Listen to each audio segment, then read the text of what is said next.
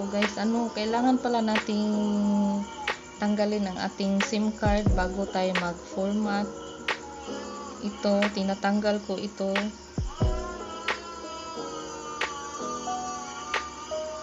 Yan, tinatanggal ko. Tapos i-manual format ko na lang tong memory card. So yun guys, thanks for watching. Hi mga ka-viewers, welcome back sa aking YouTube channel. Kung bago ka pa lang sa aking channel, huwag kalimutang mag-subscribe at i-hit mo na rin ang bell button para ma-notify ka sa mga bago kong videos, pati na sa mga legit earning apps na kung paano tayo kikita gamit ating cellphone. So yung una guys, reset system settings lang yung ginamit natin, pero kung gusto din natin ma-delete talaga siya, yung mga application, try natin tong i-reset yung isang option. So tap natin muna tong settings, then tap natin ang additional settings.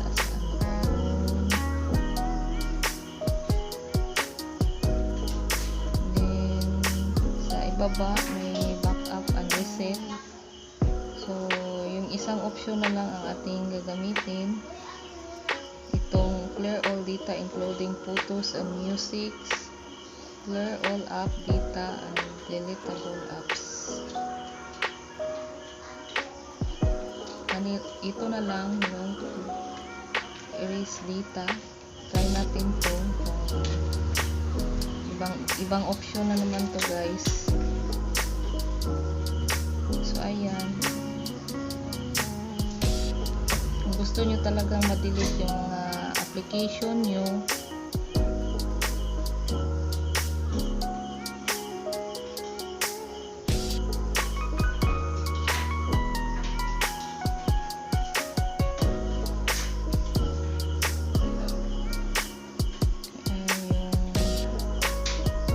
wiping lang siya sa lahat ng content sa ating mobile, sa ating Oppo A83. So bali ma-clear na siya lahat, mawala yung mga application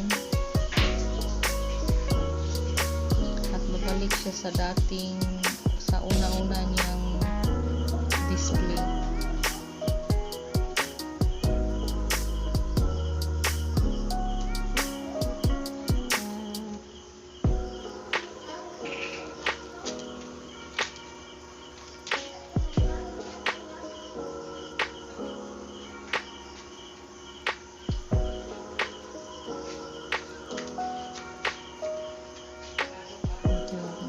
Pa siya guys, ko lang siya muna baba.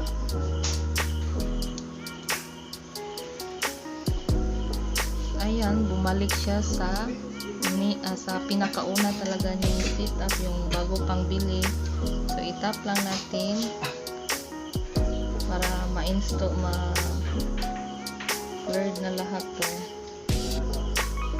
Check ko lang yung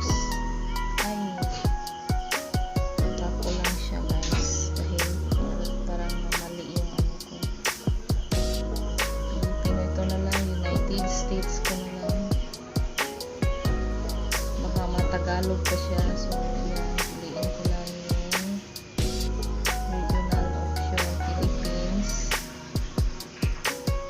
tap mix. Ayan, lumabas na ang aming wifi connection. So itap ko lang.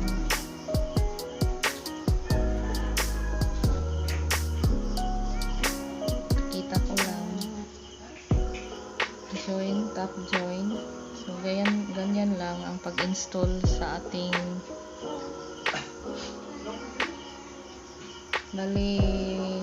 format siya guys, dahil na-delete lahat ang application sa ating phones, pati na mga photos, videos.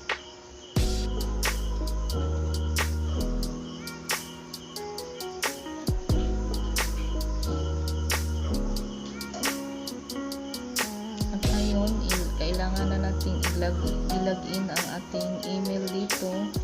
So skip ko lang muna siya para makita makita natin ang ating display sa ating phone. Then agree ko lang siya, tap agree. So skip natin tong face and passcode, skip pa rin natin. So automatically select the best wifi. So wag muna siyang i-automatic, tap lang natin continue, auto update. So ayan, continue tayo. May dalawang option dito kung import data from an old phone. So yung dating mga application natin, siguro yun ang ma-install dito, pero kung gusto mo bagong-bago talaga, so ito ang piliin natin, set as a new Oppo phone. So itap natin at ayan, piliin mo na lang yung mga, skip na lang natin to. So ayan, bumalik na siya sa dati niyang, sa pagbili mo na bago siya, na wala pa siyang mga application na ating na-install. Ayan, wala na yung mga application, pati mga photos dito wala na. Hindi katulad ng receipt system settings na andyan lang, kailangan mo lang i-update yung ibang yung ibang application. At dito natin i-set up ang ating cellphone dito sa display. Ganito lang ako mag-set up ng aking yung auto screen off ko. Gawin ko na lang siyang 30 minutes kasi gusto ko matagal siyang mag-blocks na yung ma-turn off yung screen niya. At dito naman sa sa auto brightness, i-off ko lang siya. Then font size niya, mahilig kasi ako sa malalaking font size, hindi yung iba malalaki. So palakihin ko lang. Then dito naman sa notifications and status bar, gusto nating makita ang ating ilang percent na lang ang ating battery. So i-on natin. Ayan, back lang tayo. Dito naman sa sound and vibration, kailangan nating, mas gusto ko kasi pag nag-touch ako, nag-vibrate yung touch niya. So ayan, okay na pala siya, nakauna. Ganyan lang. Dito naman sa wallpaper display, okay na yan. Additional settings, kasi minsan may magpa-pop up sa atin na mga advertise sa screen. So ayoko ng ganun. Hanapin ko lang yung katulad sa aking Vivo na phone. So meron kaya dito, i-try ko lang hanapin kung meron ba.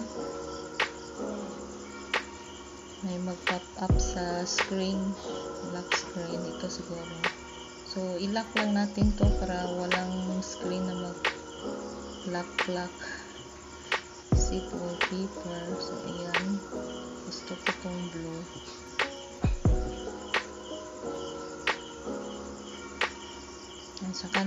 Saka na lang to palitan.